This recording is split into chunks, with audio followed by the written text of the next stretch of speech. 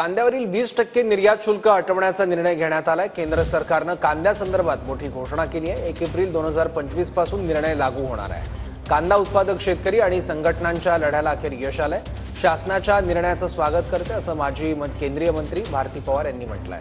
तर जास्तीत जास्त कांदा निर्यात होण्यासाठी 10% अनुदान देण्याची मागणी शेतकऱ्यांनी केली आहे।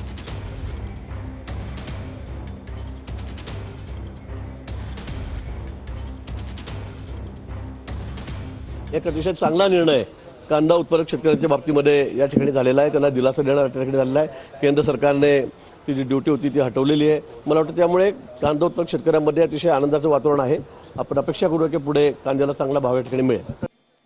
गेले काही महिन्यापासून सतत राष्ट्रवादी काँग्रेस पक्षाच्या माध्यमातून आमचे राष्ट्रीय अध्यक्ष उपमुख्यमंत्री अजितदादा यांची केंद्र सरकारकडे विशेष करून ज्या वेळेला अमित भाईंची आमची भेट झाली त्यावेळेला मागणी होती की निर्यात शुल्क हटवलं जावं। पियुष गोयल यांच्याजवळ सुद्धा आम्ही सर्व शिष्टमंडळ भेटलो होतो। आज केंद्र सरकारने निर्यात शुल्क हटवल्यामुळे कांदा उत्पादक शेतकऱ्यांना न्याय मिळाला, म्हणून देशाचे पंतप्रधान नरेंद्र मोदी साहेब, अमित भाई शाह, पियुष गोयल यांचे मी मनापासून आभार मानतो।